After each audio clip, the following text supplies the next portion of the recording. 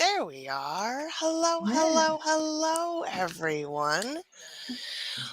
This is the Neurodiversity Media Network. I am Briar Harvey, and it is Monday after daylight savings time.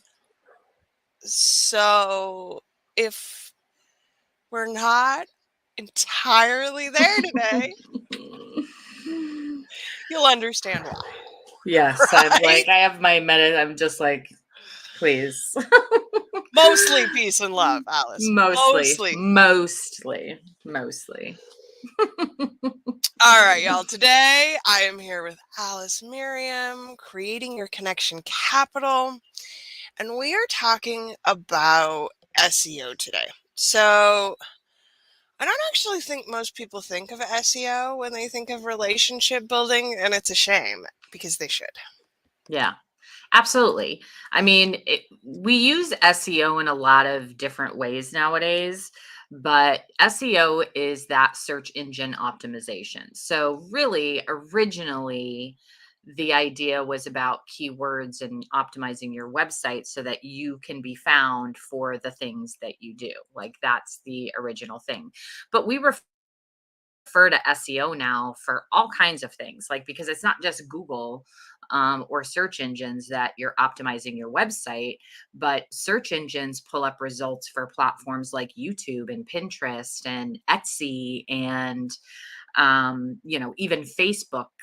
Instagram, the TikTok, they all have, or TikTok, yes, TikTok, that's what I call it. They all have those things can show up in results on a search engine, but each of those platforms also have its own search engine. So we're talking about the ability to optimize your content on any and every platform in order for the right people to find you. I mean, that's really the bare bones of what we're talking about when we talk about SEO. You can't even get that initial connection with someone if they don't know you exist. So they Right, have to be able to find you. Right. right.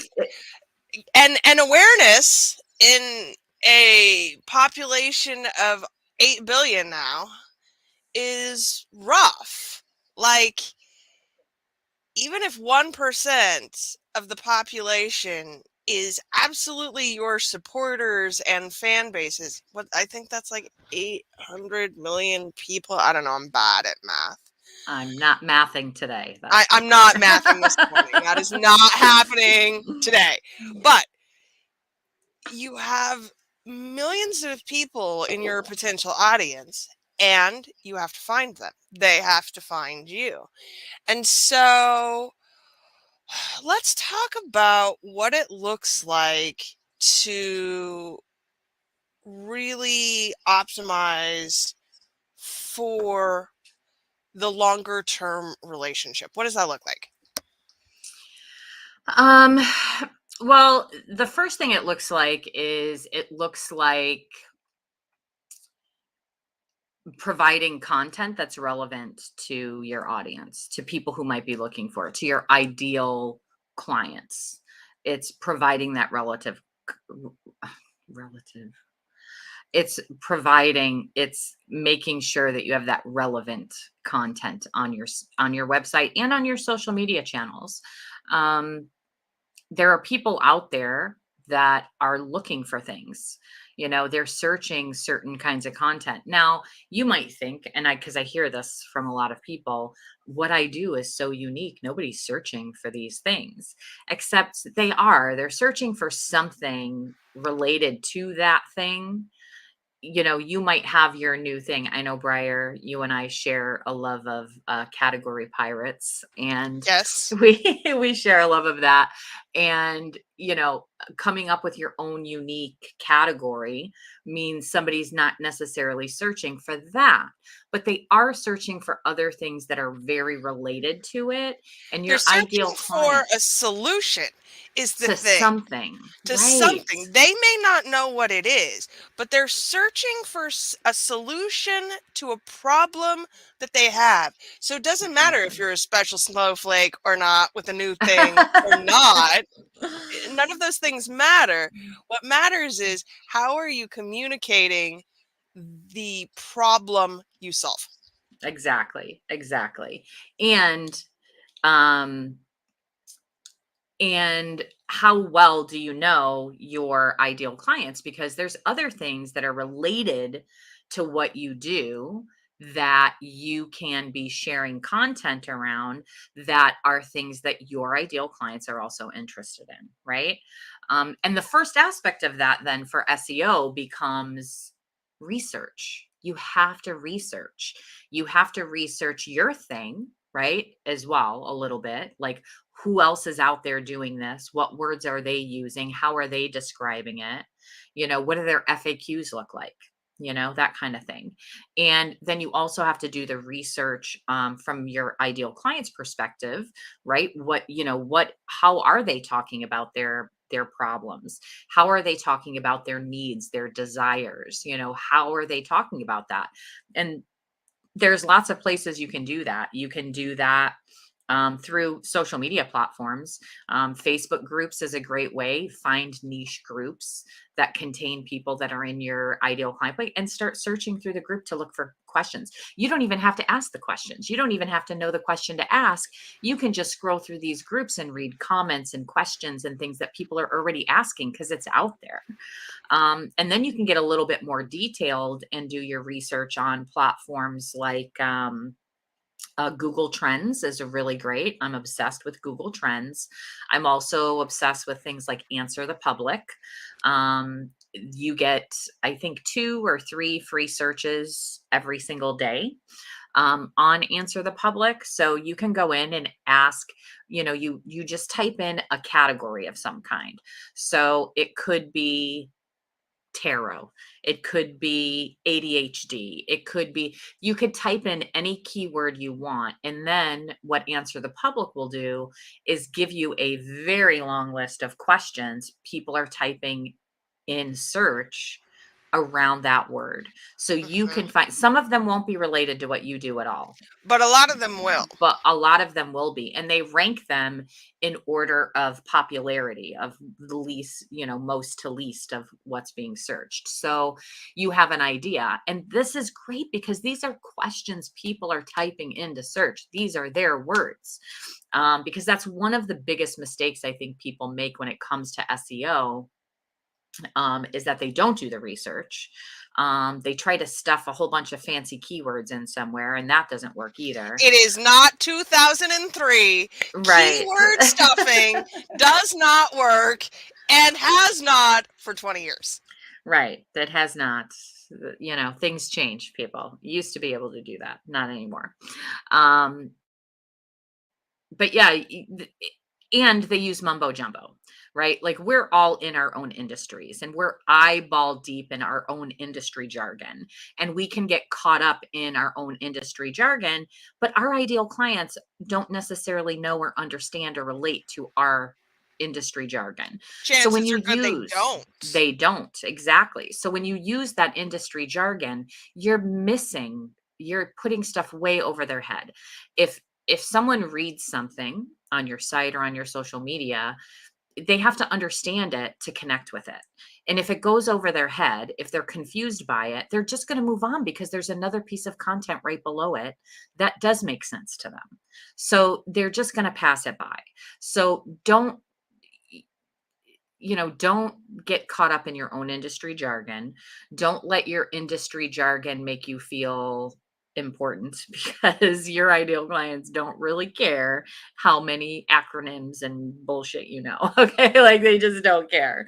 So just speak in plain language that people can understand and relate to, because that's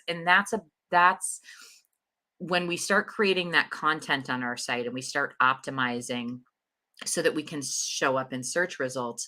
That's what those algorithms are looking for, is relatable content people can relate to and connect to. Yes. And that's part of your connection capital, because if someone can read something on your website that is something they're directly thinking or feeling and relate to that, then you've made a huge step in that connection. Because how many of us feel like people understand what we're going through or what we're dealing with on a regular basis? We oftentimes feel like that nobody does understand and we wish somebody would get it.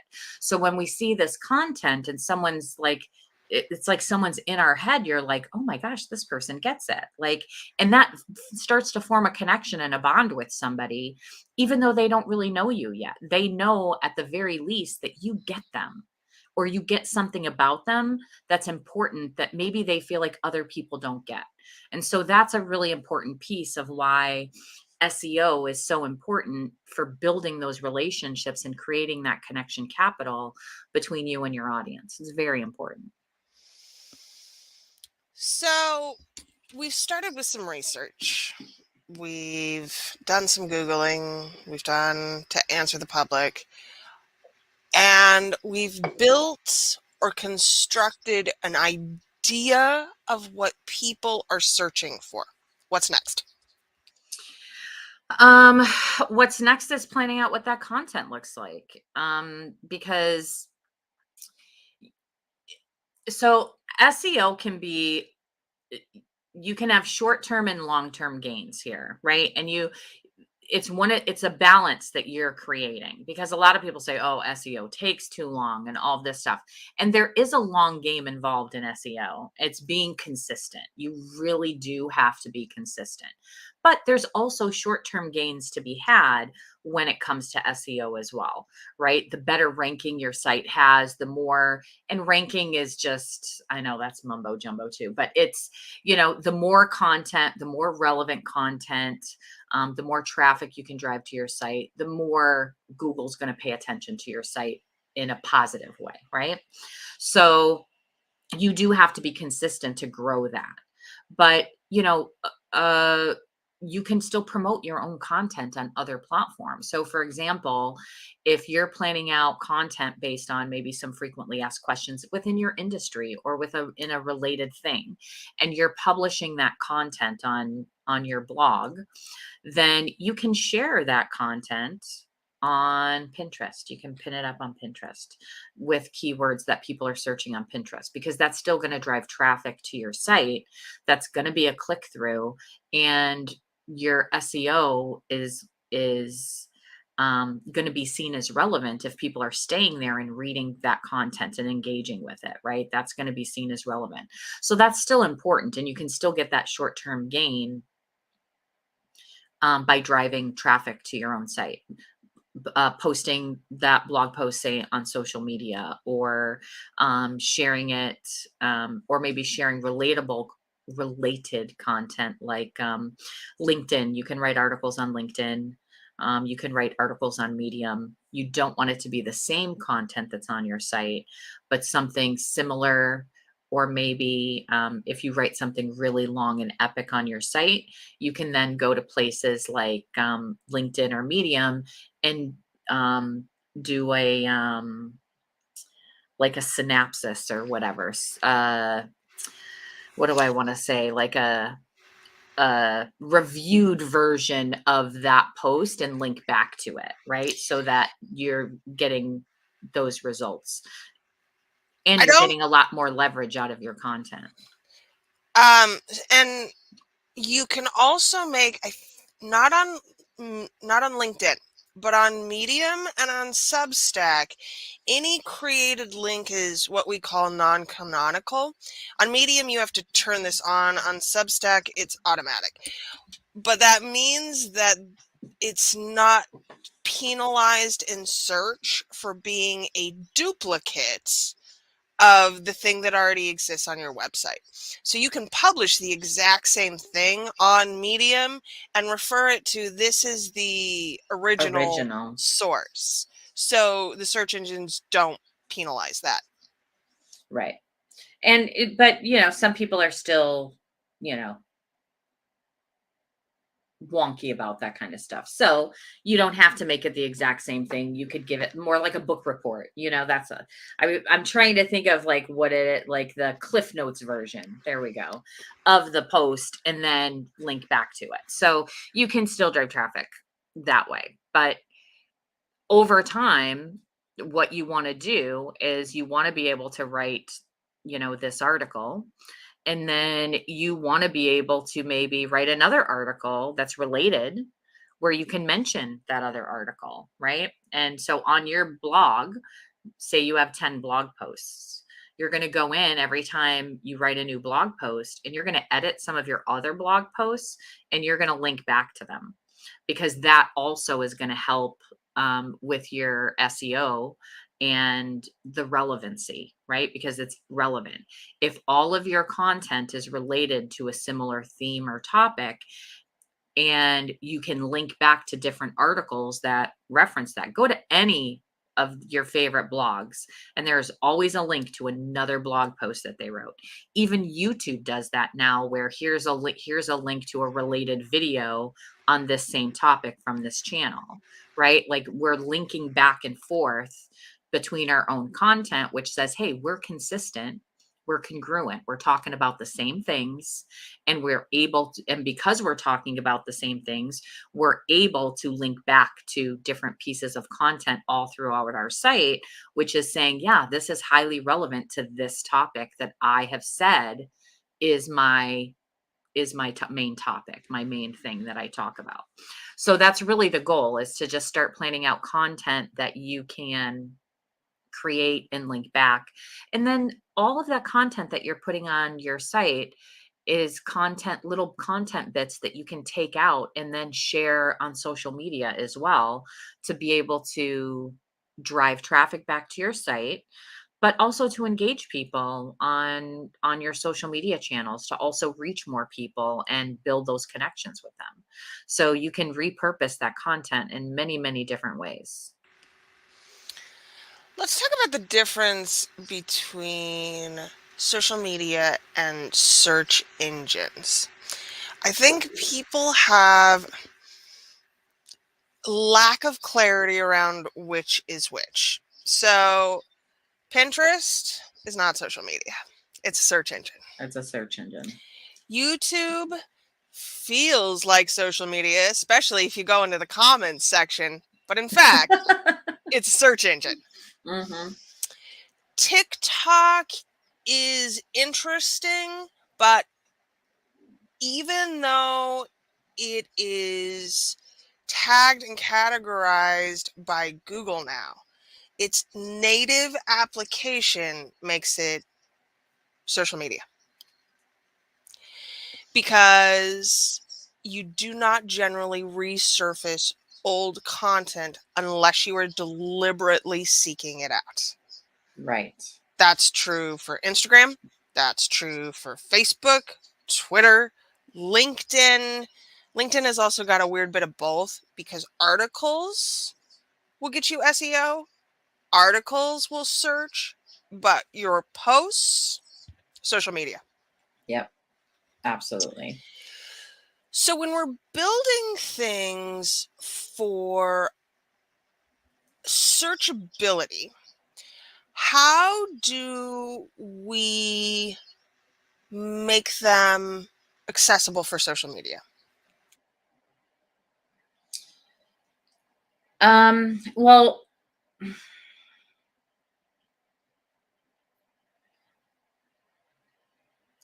when we're creating things on our site, like if we're doing blogging or something like that, where we're creating content on our site, you can repurpose some of that content. You've already written this piece of content. There's probably, you have a title, right?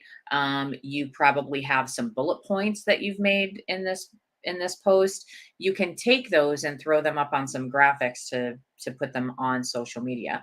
But here's the thing that you mentioned, like the longevity of your content. When you're creating it on your own site, the longevity, that's the lifeblood of what SEO is. It's the longevity. If you ever go to Google and search for something, and the first like 2 or 3 are sponsored, right? They're ads. But then that first result, that's the number one result of the most relevant piece of content for that question. And if you click on that, that could be from when Al Gore invented the internet. Honestly, like, that could be from way back then. It's not coming up in the newest, freshest content. because while Google does like fresh content and they want to see you putting fresh content on your site, they also want to know the longevity of this content is good quality content. And so that longevity is really something that your content can get when you're doing it on your site. You do not have that longevity on social media. It is not happening. You have to constantly. So if you have one blog post, there's another thing that I'm obsessed with. I think you might have it. I know Marisa is obsessed with it too. And I really love it. It's called Missing Letter. And it's pulls in your RSS feed for your blog, and it creates a 12-month social media campaign for that blog post. So this is what we're talking about. This one blog post could feasibly give you 12 months worth of content that you can be posting on social media regular, because you need to post on social media regularly because there's no longevity there, right? We're talking instant gratification place, right? So you're posting that campaign, maybe the first week, because it's a fresh blog post, you're promoting it maybe once a day or something. But then maybe you start to scale back and you're promoting it on this channel once a week, this channel once a week, right? So, but you're slowly giving it. And each blog post you have this similar schedule for. Right. So you're still posting on social media maybe several times a week, and it's all different pieces of content that you're promoting, and you can do that on a blog post for a year. And then you can repurpose it, refresh it every year, give it a fresh update with some information. And then you could be publishing that content again. Right. So it's important that your content that you're creating doesn't only live on social media, because you do not own social media. I can't even tell. I just got another message in my messenger this week from a very full active Facebook group whose group got shut down, and they don't know why. And so they had to create a new group and message everybody that they were connected to in their group to say, here, come to this new group. So your content is not protected when it's on social media. You need your own site, you need your own place where you host that content, where you can protect that content, and save that content, and then use social media as the place where you promote and share your original content, because then you never really lose anything no matter what's happening on social media. And I think there's a real danger in not understanding the ownership of it. Once it's published on social media, it doesn't even really belong to you. If you've read Instagram or Facebook's terms of services lately, you might be surprised to know that if you publish it there, they consider it theirs. Yep. So you should probably publish it on some platform that you own first. Yep. And then you're sharing the curiosity bits, right? Like, to me, that's a good social media plan, is to be Mhm. able to create this really great piece of content that you own that's on your site, and then be able to create the curiosity on social media by asking questions, maybe putting up weird images or telling a funny story and saying, here, read more about it here, and clicking them back over to your site, because that's what really, in the end, that's what you want to do. You want to use that social media as the purpose of driving traffic back to you, right? You want that traffic, because right now, if the traffic stays on social media and you lose that account for some reason, you've lost that audience, right? But if they're driven to your site, if they're signing up on your email list, or if they're signing up for blog updates, or they subscribe to a free offer or something, or they buy something, now you have them in your audience, not in Facebook's audience or Instagram's or whatever else. So that's a really good way to use social media, because people are always like, oh, I don't know what to post on social media. Well, you should be posting your content on social media, but that content should be from your website or from your blog or whatever, something you own. And And if that's what it's you should be sharing. not, then you shouldn't be working that hard on it. Like, the main pillar of Exactly. my social media strategy is memes, because I don't have to make them. I don't have to write. I have to curate them, which does take time, but Mm. significantly less time than creating original content for social media. If I And not only that, but I send you memes all the dang Right, time, and so I does have like so many everybody. meme Other dealers. people, yes, meme dealers. I'm a meme dealer. You I are need a t-shirt. I need a t-shirt. meme dealer. I have several saved in my phone. I was just going through it. I'm like, oh, I got to send these over to Briar. Okay, so I think this is about the point where our people in particular, Alice, go, well, fuck, I don't have the attention span for this. SEO is hard. How do we make it easy?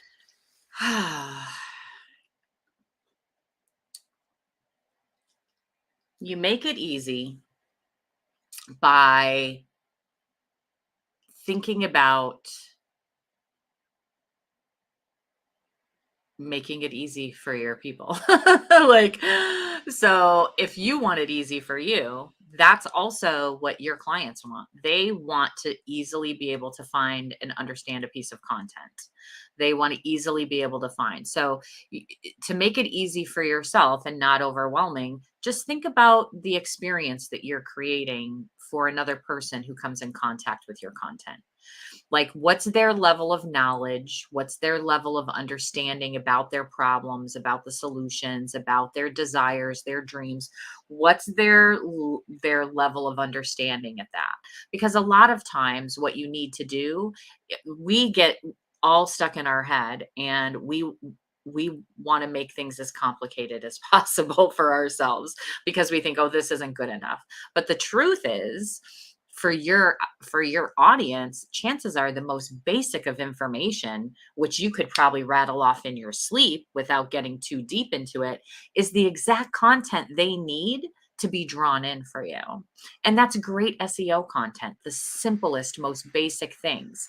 And it sounds too easy, which is why nobody hardly does it anymore. And they're losing huge opportunities to connect with people by putting out that very base level information, right? Just like, I want to say dumb it down, which doesn't sound very respectful, but you kind of have to dumb yourself down a bit and not get overly technical and overly deep, because they're probably not searching for those questions yet, right? They don't even know they They're not, have those because they questions. don't know those questions.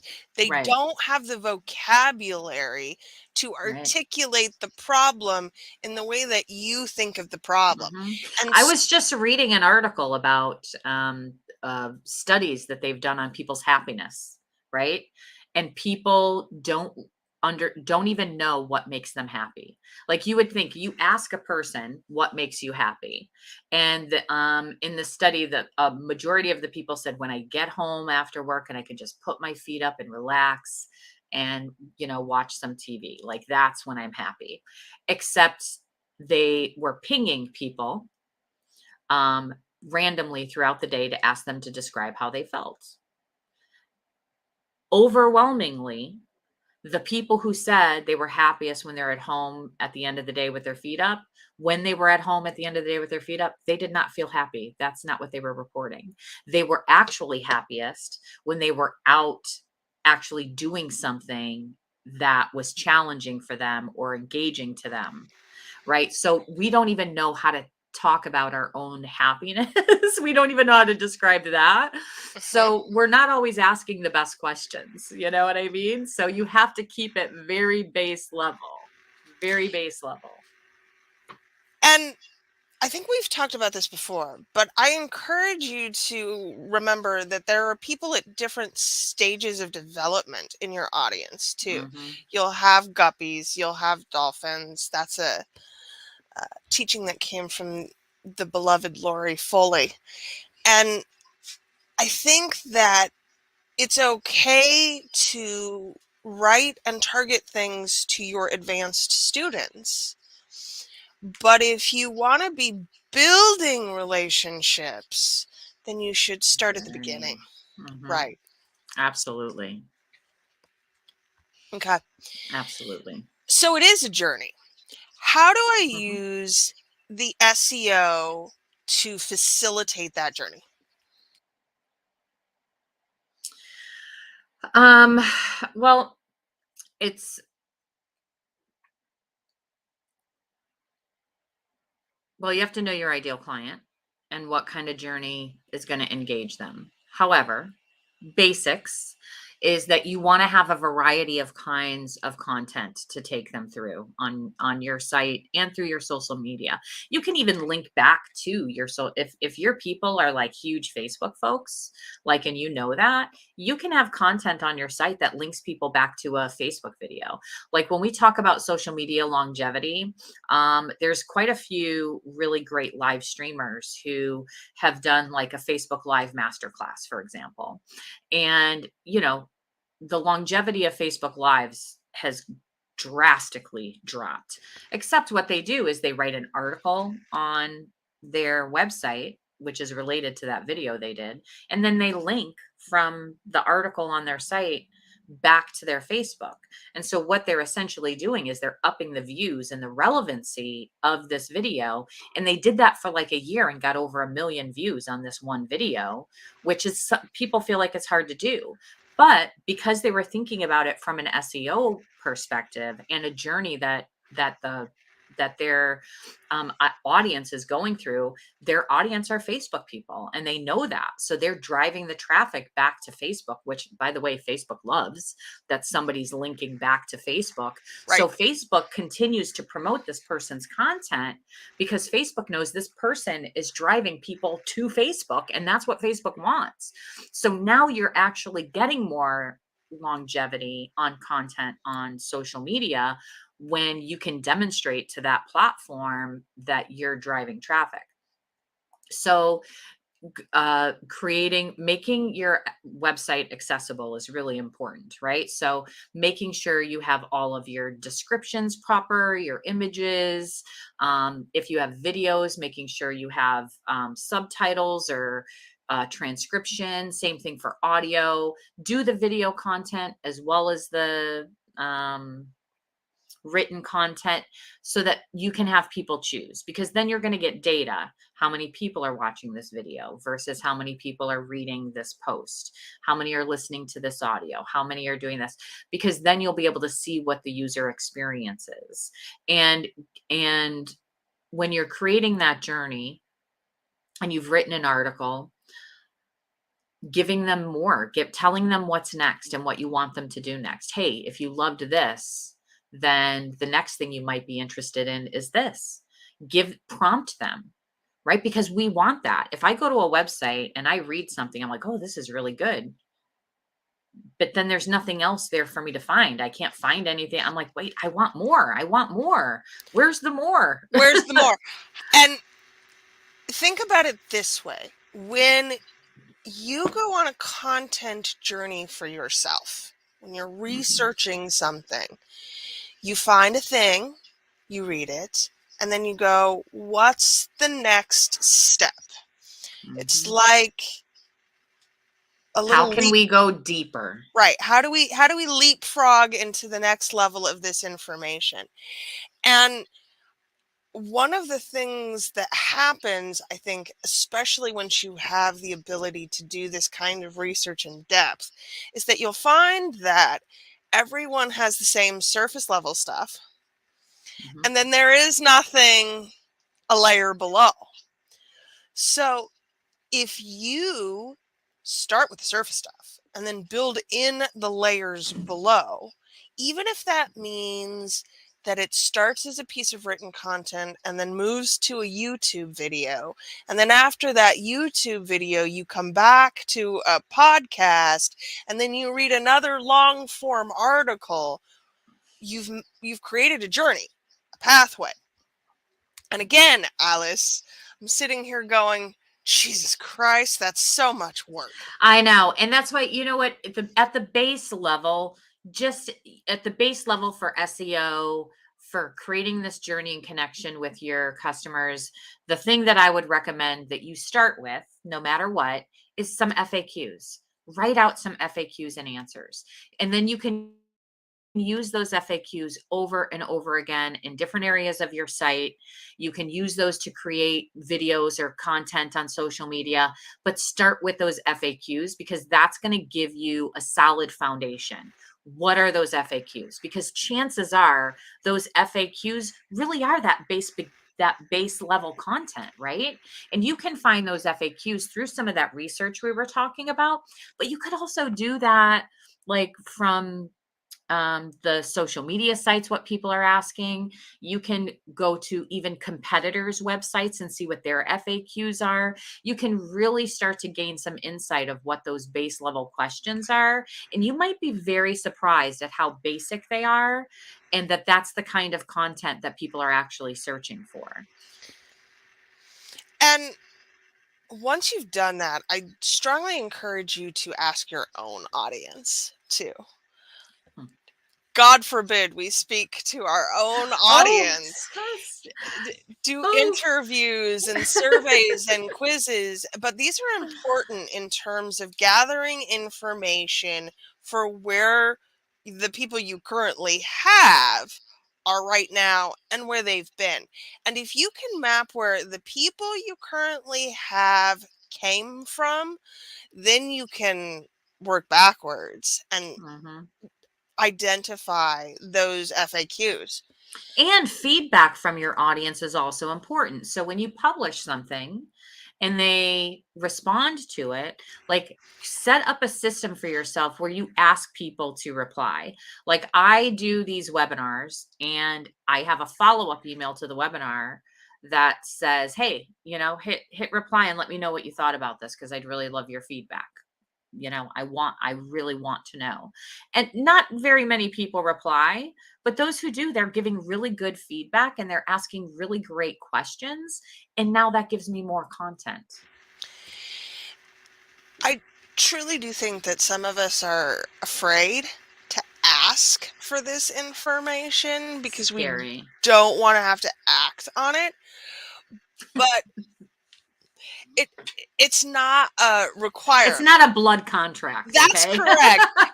Like, You did let not it just take a blood oath. We didn't pinky swear on it. no, let it be easier for you to ask people, "Hey, what did you think of this?" You're more than free to say, "I'm sorry, that feedback is totally irrelevant to where I am right now at this time." But it may not be, and you'll never know if you don't ask. Mm-hmm. Absolutely. Absolutely. It's okay to ask. And you don't, sometimes it's scary to ask because we feel like if we're asking that we're putting a burden on people. But here's the thing, people like to be helpful, right? People like to be helpful. If someone came up to you and said, "Hey, I could really use your help," and it was as simple as, tell me what you think of this headline or tell me what you think of this FAQ. Like you would be so, "Oh yeah, I could do that." Like, and then you could show your appreciation. It makes people feel good to be helpful. Right? When people ask me, "Can you take a look at this?" I'm always like, "Yeah." I feel really appreciated and valued when someone asks my opinion on something. Right? So you're not asking them for a sale, but you're asking them for a small favor which helps create more of a connection with a person because you've now done them a favor and you're now appreciative of that favor, right? And so that also builds that relationship as well. It's important. Okay, we've talked about time. The next place here is volume. I think that people get it in their heads that creating SEO content is not just a lot of work, but it's a lot of pieces, which is true. And And there's some real timeline flexibility here.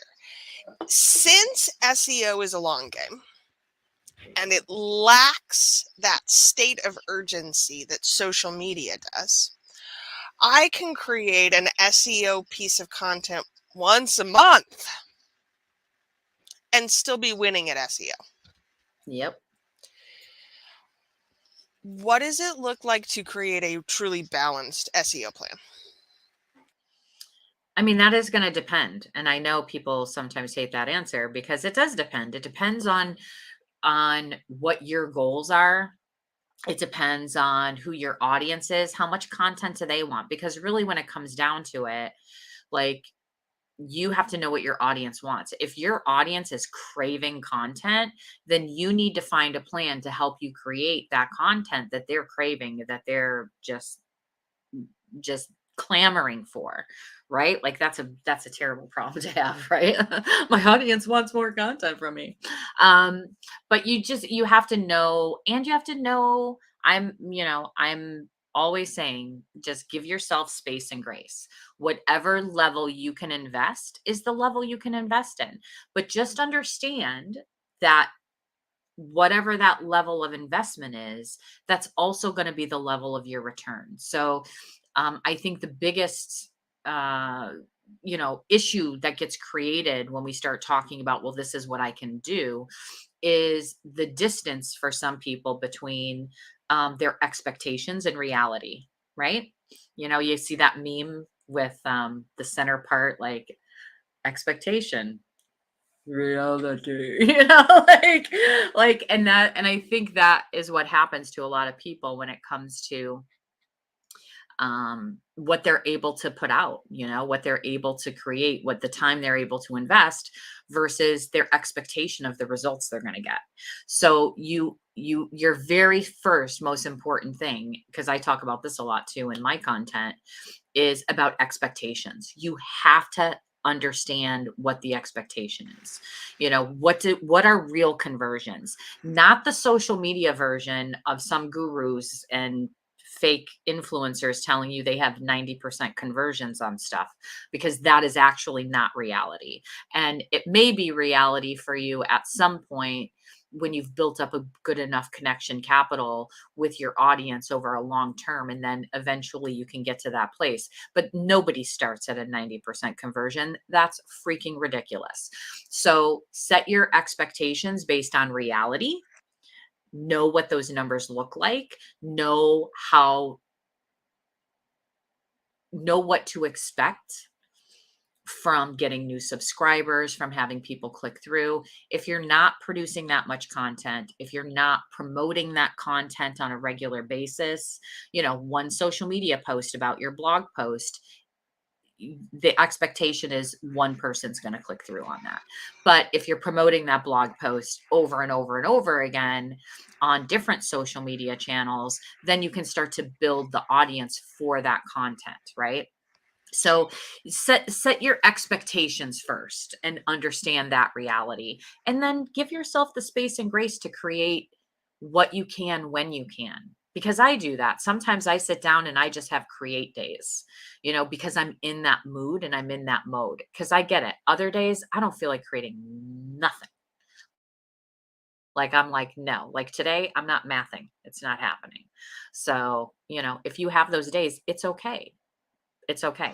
Don't let the don't be disappointed in yourself to the point where you create a cycle of not taking action because you're still disappointed in yourself. Like, accept it, give yourself the space and grace, and then move forward. Like, that's it. Because that's the only progress is the only way forward. It doesn't have to be perfect, but the only way forward is to have some progress. And you'll get stuck in, I'm terrible and I never have time to create and I never know what. If you get stuck in that mode, then you're not going to make progress. And progress is the first step towards building momentum in order to continue that cycle and do um and build that audience and create that connection capital. So, realistic expectations, and I think we've talked about that before, honestly. Yes, I talk about it a lot because, we can be tricked by social media of what reality is, distorted view of it. And awareness that it's a long game. So if I publish one SEO piece a month, I, I'm not going to see a lot of traction now. But a year from now, I'll have 12 pieces of SEO content, which is not a lot, but enough that I can start leapfrogging from place to place. Mm-hmm. Yes. Yes. That's what I'm saying. It is, there is a long game. There's a shorter game to be gains to be had if you're really promoting your content and doing the driving of the traffic to it. You can get those short-term gains. But SEO is the long game. Like the work that you put in now, and there's there's a sense of um reward in that when you think about, I do this thing now, but I'm still going to get the benefits from that a year from now, 2 years from now. There's not a lot of things that you can invest your time and energy in that is going to continue to produce those returns for you like the SEO will. And there's no better time to start that than right now, because you can't start to gain that progress if you're not doing something now, even if it is, like you said, Briar, one post a month. Like, any progress right now benefits you so much more down the road, so much more down the road. Absolutely. And I will say, this is the last of our series for this season. And our next season is going to be focused on that momentum and how to build it. So, this first season, we've been talking about some of the smaller pieces that when you put them together and we talk about that progress, you can start to build that momentum. So, we're going to talk more about momentum later on. But in order to get momentum, you have to have some movement, right? Some movement. So whatever that looks like for you, just start it. Just start something. Derek Halpern, who now sells protein powder, but used to write a really great blog, once said that for him, it was about 20% creation and 80% promotion. And I Yeah, really do think that that principle applies here. If you are spending all of your time creating new things and none of your time promoting those things, and they are two separate activities, then you're not going to be able to achieve the momentum that you're looking for. correct. Yes. And that's, I mean, I posted once on social media. That's not promotion. We're No. talking, and we talked about in a previous episode this season, we did talk about the campaigns. And actually, if you go through this season, these episodes that we've done, Yeah, you you're will my see. first completed series. It's very exciting. You're going to get a Very nice. page with some Nice. listings, and yeah, it'll be great. Fabulous. But think about this as like that SEO content, right? So we've done these 4 different things and we've talked about these different topics, but they're all still related to one thing. And each one relates back to the other one. And not only that, but this season will relate to next season as well. So when you're look back through here, each episode references previous things we've talked about in previous episodes because it's related content. And that's how simple it can be to break something down into the smallest possible steps so that you can connect those dots for yourself, but also for your people to take them on that journey, which is what we're doing with this podcast series. Yes, it's very meta, but that is in fact, Yes. we talk about things that we talked about in previous episodes so that you'll go back and listen to that shit or watch Yes. it or read it or whatever. Next series, we will be referencing these things, but we won't be covering them. We'll just be referencing them. And on a website, that's backlinks, right? Yeah. Everything that you're building in is, oh, hey, I've already written about that. Go read it here. Oh, Yeah. hey, I've already written about that. Go read it here. One Mhm. of my favorite coaches, Naomi Dunford of Itty Biz, is like a master at this, y'all. If you go to ittybiz.com, I guarantee you will be reading shit for at least an hour, because there'll be a pretty pink link that you'll want to click on to go, oh, well, I want to read about that too. Suddenly you'll have 20 open tabs, and that's the goal. Yep. Absolutely. And that's the journey, right? It's all about just creating that relevant content. Start out with the basics. Don't overthink it. You don't have to have like this epic plan to start. FAQs. Start with FAQs and start producing content for your site that you can also share on social media around FAQs. Start your progress. It can be as simple as that. So let's finish with that, because FAQs are much harder than people think that they are. How do you determine what your frequently asked questions are? Well, if you don't have clients, that's really hard to do, right? Which is why I recommend doing a little bit of competitor research, because they're going to have FAQs on their site. So you're going to get an idea of what those are. And then you can take some of those themes and you can put them into something like Answer the Public and Google Trends to see how popular are these questions really. And then incognito, people, please, incognito, search those terms yourself and see what results come up. Is it content that's relevant to what you do? Right? What you would want to be known for, because not always they are. Like sometimes I think, oh, this is a good term, and I put it in there, and then I get the results back, and I'm like, no, I'm definitely not using that term. This is not related to me at all. Like, no. So you have to do a little bit of that research to find out, are these good questions? Are these if these search results that are coming up, is this how I want to be found? Is this how I want to be known? Are these the questions that my people are actually asking, or is this something completely irrelevant and out there? Because, and like I said, if you look at the FAQs on other people's sites, especially people have been around for a while that have really good sites, that have good SEO, people that respect. It doesn't even have to be in your own industry. Like think of something, what websites do you visit often, right? Go to their FAQs and see how basic some of their FAQs are so that you can get that idea of what that looks like. Because again, we tend to overthink and want to give this high level content when really what we need is base level content. And the reason we need that base level content is because it's a foundation that we can build everything else on, right? It's a foundation. And so those FAQs can be that for you.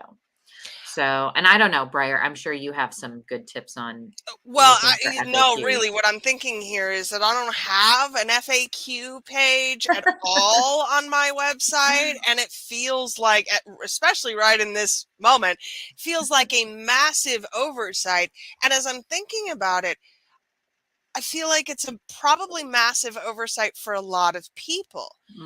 FAQ pages should be, when I go to your website, you should be able to guide me through that journey just as much as you guide me through a content journey. And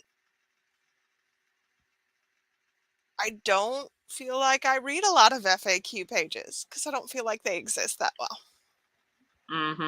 Well, and good FAQ pages, I can tell you, maybe I might have some saved somewhere. Yeah, if you I'll have to can look. come I'll back have to and look. Yeah, yeah. I'll have to look and see if I can find them. I can drop some links for that.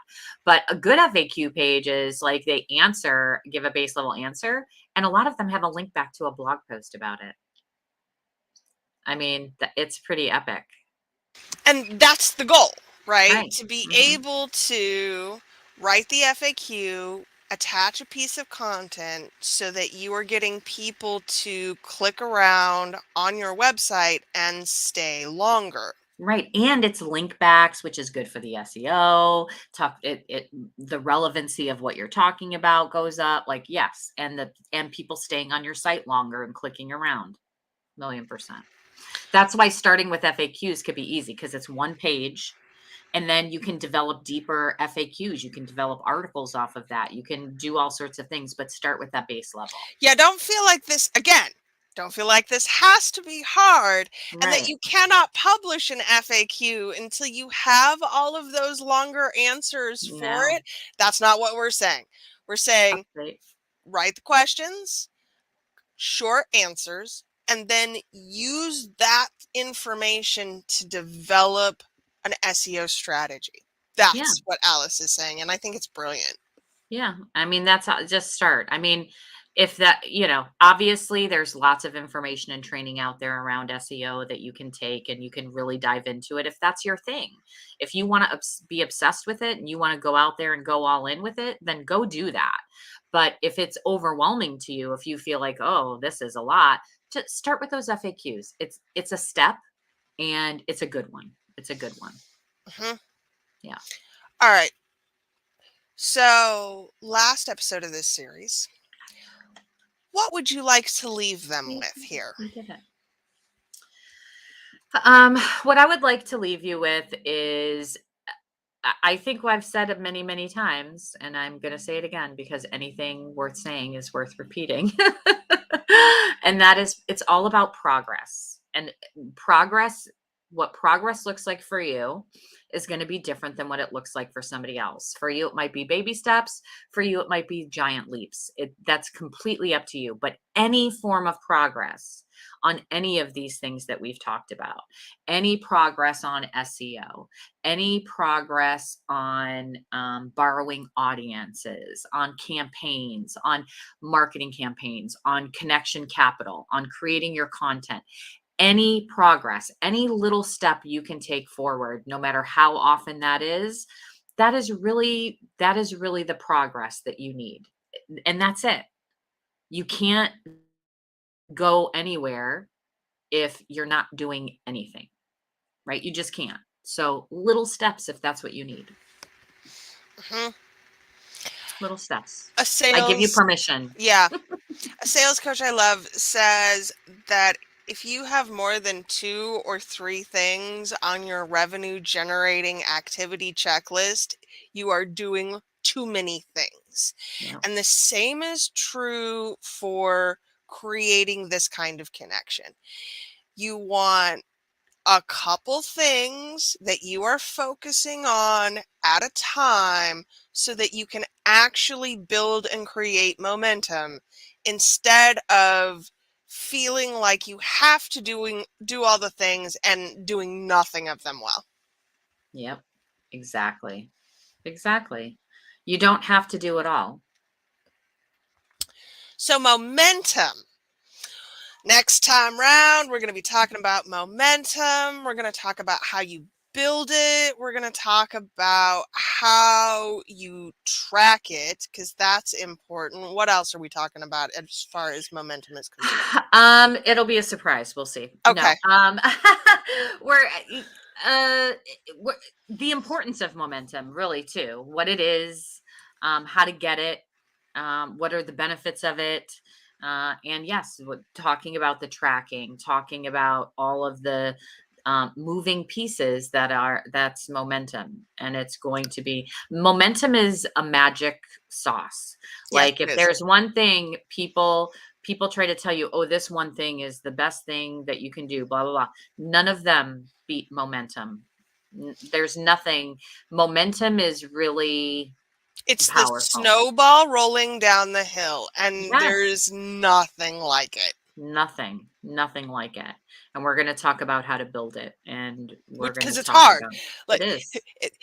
there's a lot of getting a snack in here, y'all. Yeah. I want you to be aware that there's a lot of, okay, we're gonna come back to it. We're gonna have to do another thing. We're gonna get a Hmm. snack and take a nap Yep. and just Yeah. try again for momentum next time. Naps are good. I'm going to take one of those today. Oh yeah, this man, daylight saving. It can I know. die. All right, It should have a long time ago, but whatever. that is another podcast episode. Yes, indeed it is. Y'all, thank you so much for being here. let us know if you have any questions. We'll circle back, and I will make Alice give me some links to include in the show notes as far as FAQs are concerned, so you have some things to go and look at. And we will see you in 2 weeks, for the next series of creating your connection capital. Very exciting, y'all. All right. Have an amazing day. We'll see you again soon.